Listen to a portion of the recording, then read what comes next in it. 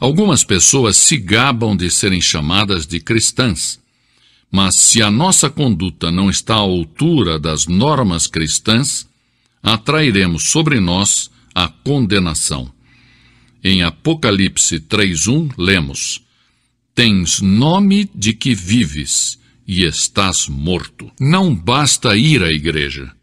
Se não permitirmos que Cristo seja o Senhor, o dono da nossa vida, cairemos sob julgamento de Deus que disse: Este povo honra-me com os lábios, mas o seu coração está longe de mim. Mateus 15:8. É fácil deixar-se levar por uma corrente de entusiasmo religioso sem ter uma experiência viva e pessoal com Deus. Este mundo hostil se acha infestado de agressão, de ódio, de intriga.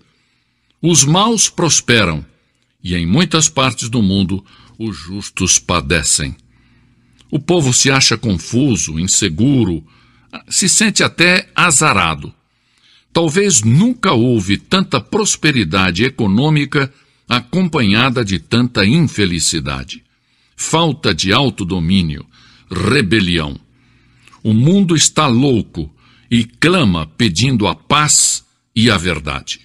Deus derramou sobre um povo todo tipo de bênçãos, mas esse povo havia perdido a saúde espiritual.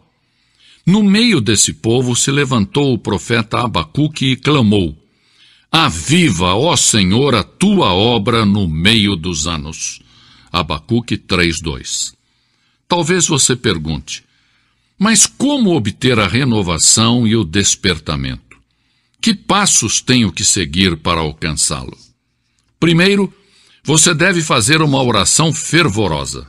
A Bíblia diz: se o meu povo, que se chama pelo meu nome, se humilhar e orar e buscar a minha face e se desviar dos seus maus caminhos, então, diz o Senhor, eu ouvirei dos céus, perdoarei os seus pecados e sararei a sua terra.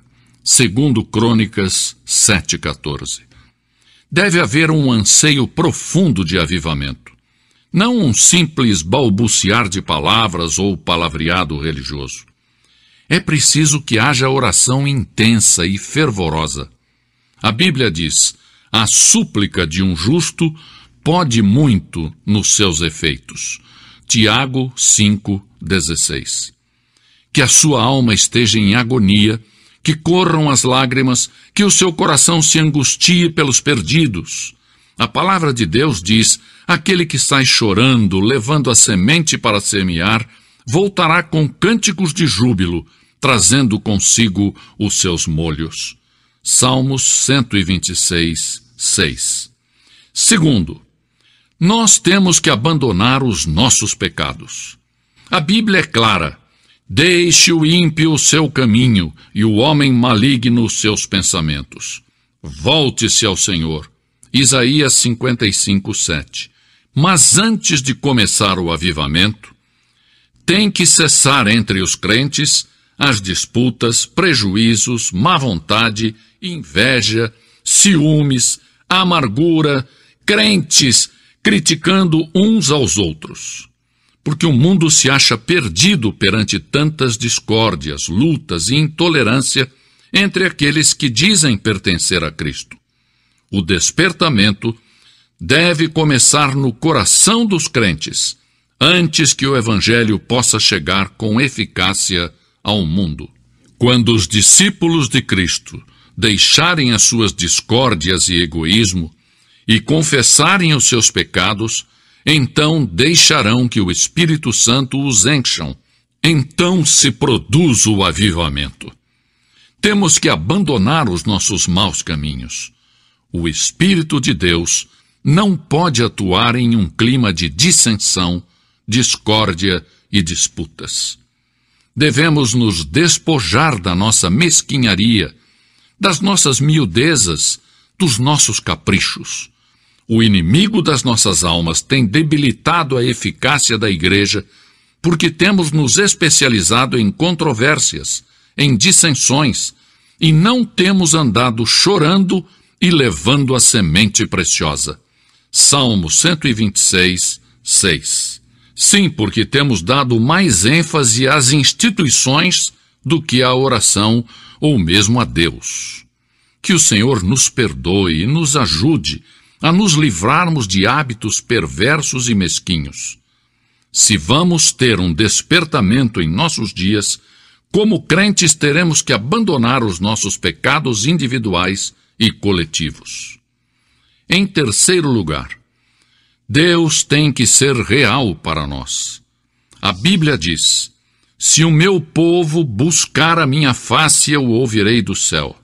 Porque em um mundo cheio de materialismo grosseiro, nós também temos tentado reduzir Deus ao nosso próprio tamanho. O nosso Deus parece ter se transformado em demasiadamente pequenino, e somos culpados de idolatria intelectual. Temos fabricado em nossa mente um Deus que não é o Deus revelado na Bíblia. Muitas vezes associamos a experiência cristã genuína, vital e pessoal a pessoas altamente emotivas. Muitos chegam a dizer: é bom ir à igreja, viver uma vida decente, sim, mas eu não estou disposto a ser fanático. Consideram que a fé cristã é uma mania, algo demente. O cristianismo tem alguma importância? Sim, o cristianismo tem suprema importância. É algo importante? Sim, é tudo. Sem a fé cristã, não vale a pena. É vital. Você pode conhecer a Deus. Milhares de cristãos afirmam com certeza: eu sei que já passei da morte para a vida. 1 João 3,14. Eu sei em quem tenho crido. 2 Timóteo 1,12. Lemos em João 7,17: se alguém quiser fazer a vontade de Deus, há de saber se a doutrina é dele. Precisamos de um reavivamento da fé cristã, da experiência cristã, do andar com Deus. Deus tem dito: se o meu povo buscar a minha face. Se de novo descobrirmos que Ele é santo, justo, real, absoluto e pessoal, e que é um Deus de amor e de misericórdia, esta realidade será transferida ao mundo e o avivamento então virá. Assim tem sucedido em toda a história, e sucederá outra vez. Não devemos colocar a fé cristã em dúvida falando de Cristo sem conhecê-lo.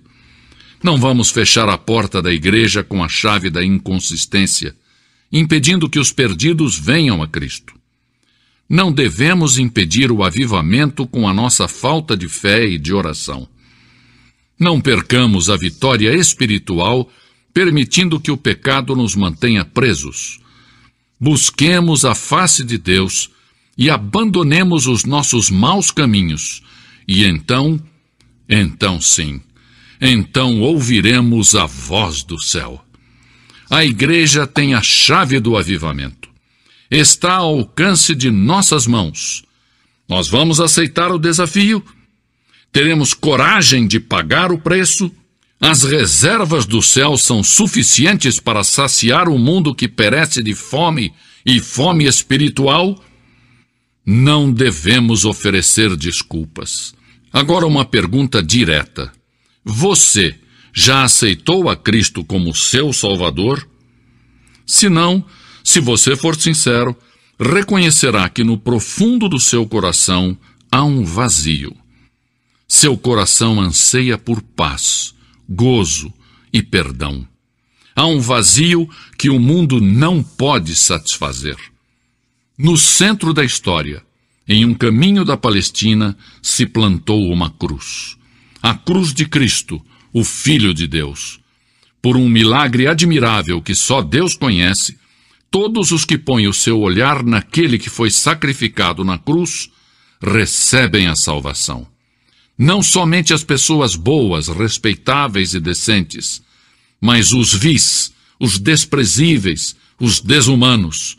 Um ladrão que agonizava junto com Jesus, pôs nele o olhar de fé e recebeu a segurança da vida eterna.